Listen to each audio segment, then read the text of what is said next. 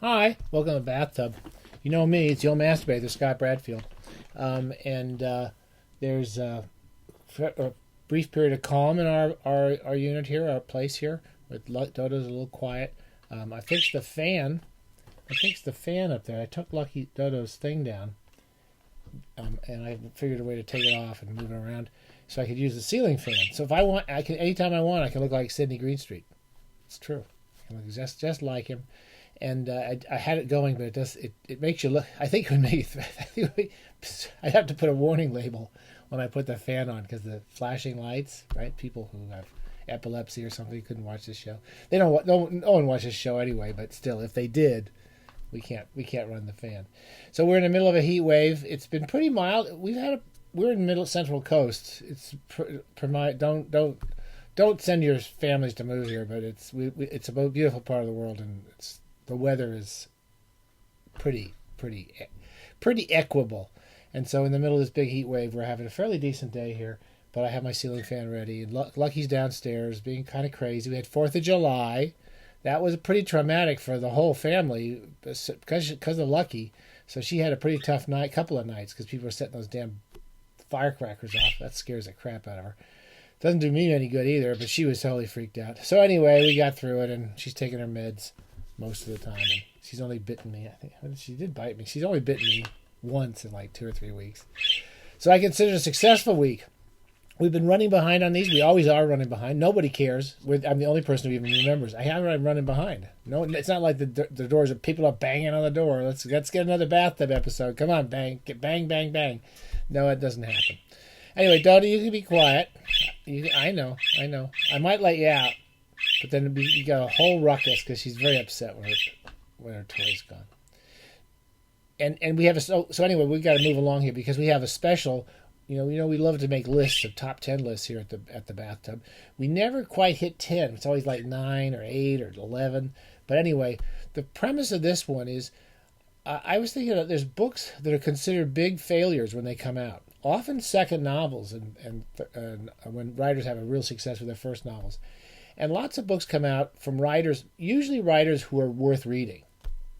And the critics often like to say, oh, well, that was good, but this one's no good. So there's often a book by any writer who sticks around long enough usually is successful. Because you actually have to be successful to get bad reviews. I'm not successful. I don't even get hardly any reviews now. But when I used to be going, I used to get my share of both. And but when you're being reviewed regularly, then sometimes everyone hates your book, and sometimes they're right. I mean, there's a lot of bad books being published even by successful and talented writers. But I thought I'd go through some books that I thought kind of have over the centuries really kind of got bad press for being bad books, which I like. So these are all the books that people often said were bad books, which A, I enjoyed, and B, would probably like to read again. Okay, here's a really good example. This is F. Scott Fitzgerald's *The Beautiful and Beautiful and Damned*. The Beautiful and Damned. Not don't forget the. And it's his second novel. His first novel I've never actually been able to read. It was about his days in Princeton and some big romantic vision of the world. I love his short stories, but his first novel was called oh, good Lord, it was called. Tell me. This Side of Paradise. And this book was published. We got to get the old glasses out. We can't do anything here at the bathtub except exude this Raphael glow, with some mineral water, and no carbs. There's no carbs in this. This is a no carb edition of the bathtub, carb free. This book, Beautiful and Damned, was a big book. It came out in what the hell year is this? Oh, it doesn't matter. Who cares? 1920s, sometime in the 20s. And it was kind of badly, it was considered, oh, your second novel, you're trying to do too much, you're not as good as you thought you were. It got pretty bad reviews. It's a really long, kind of complicated, screwed up book. And it's about a couple. I read this book 30 years ago in grad school, actually. And I really enjoyed it. It was too long, I agree, but he tried to do something with this couple going through different stratas of society, from working class to all the beautiful people and the wealthy people, and try to give this vision of this whole complicated American country.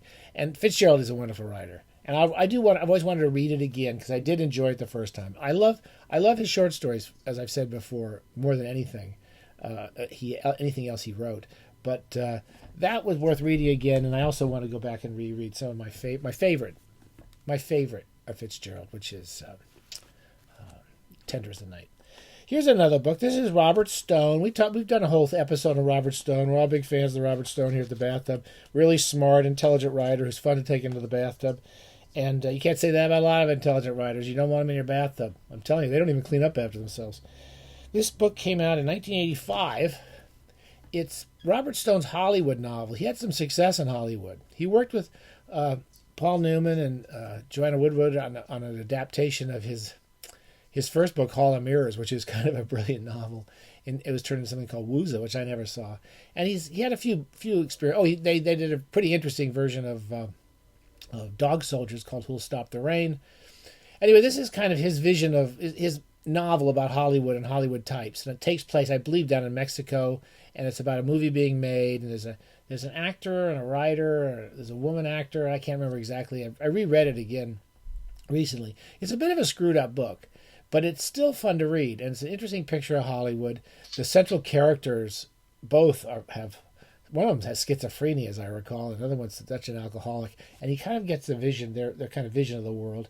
And the book kind of gets lost. There's a kind of there's a couple of hallucinogenic scenes in it, but for the prose and the story and the milieu, we like to say things like that here. The milieu of the book, I quite liked it. And again, I read it a couple times. I might actually read it again someday. This is a book that came out, as far as my mind came, was books that were kind of considered, never got kind of good, the reviews they sort of deserved, or were dismissed as failures. The great Richard Wright, who is one of my favorite American novelists, probably the naturalist generation. I like him much better, probably than any of those people like Dreiser or anybody in that period. He wrote His Native Son as one of the greatest all-time books. A Black Boy, his autobiography, which was expanded as American Hunger in this wonderful Library of America edition, and his book Uncle Tom's Cabin of the Stories. They're just wonderful books. Anyway, The Outsider was an interesting book, which I really liked. I've read that a couple times as well, and I would like to read it again. It's too long. It's his version of kind of a L'Étranger type thing, where it's a crime going on, and there's a guy in the middle, and again, the fact that he's black and is being suspected by all these white cops and stuff is important. But it's a pretty strong, haunting vision of America and the police. The police keeping an eye on everybody. I like that book a lot. In fact, it reminds me of a book that he never even published. It just came out recently from those good people at Library of America. It came out a couple years ago, and I wanted to read it or review it. I never got around to it. It's called The Man Who Lived Under... Dodo, I'm going to put you in the other room. The Man Who Lived Underground. And it's about a guy, I think he's a black guy who lives in a city. Dodo, quiet. Who goes to live in this... Okay, let's try this. Who goes to live in the sewers. Anyway, I haven't read it, but it's being published for the first time. Here's a writer we like. We like him at... Dodo? Okay, you're not gonna go on the thing. I know you're upset. You're very upset because everything's changed. Come on. Let me finish this stupid show. Here, go over here and let's try to be good, okay? Thank you very much. Okay, now we're back to this. She doesn't have her toys to play with, and she's very upset about it. Anyway, that was a really good... I love Richard Wright. Here's a couple. Philip K. Dick. We are a lot of big fans of Philip K. Dick over the years. And this doesn't quite qualify, but they're sort of books that were considered failures by Philip K. Dick. And these are two that were often considered failures. One is Counterclock World. Okay, Dodo. I'm going to put you... Sorry, everybody. You're going to see the ugly side of the bathtub. All right, come on. You're going in the other room. It's too annoying. Look, you're going to go outside for a few minutes. Just for a few minutes. Isn't this a well-made show? It's a brilliant show. Okay, you're going into the hall, and you can sit there, and you can keep Lucky stuffed toys happy, and you can chirp your head off as far as I'm concerned. Okay, you're seeing the cruelest. That's the cruel side of the bathtub. Anyway, here's a couple of Philip K. Dick's books were actually badly reviewed, and people say are his worst books. One is called Counterclock World, which is from 1967. I believe that's the first paperback edition. I think it was first published as a paperback. I love the old paperbacks. And Counterclock World was... it's about the premise is what it is people get up. They're old people are dug up out of the ground. So time goes backwards in this world. And people are dug up out of the ground, and they grow younger and younger and younger until they become babies, and they're put inside their mothers, who slowly grow younger again. Anyway, that's the premise of the book. It's kind of screwed up book. But I read this when I was about 16. My teacher, Mr. Holden, had it on his shelf of books to borrow. And I loved it. I couldn't put it down. Ever since then, I've been told, this is a really crappy book. I think, I love that book. Anyway, it's probably terrible, but I'm going to read that again. Here's another one. Speaking of Philip K. Dick, this is Valis. This is known as one of his most, I think today it's probably considered one of his best novels. It was 1981. He had really had a long paperback career, and then they kind of tried to publish him as a serious kind of novelist in a way. This was kind of it was well published by Bantam for the first time. Most of his books were pretty much thrown into the paperback shelves. And when it came, it's a very autobiographical book. It's based on, if you haven't read the book, you should try it.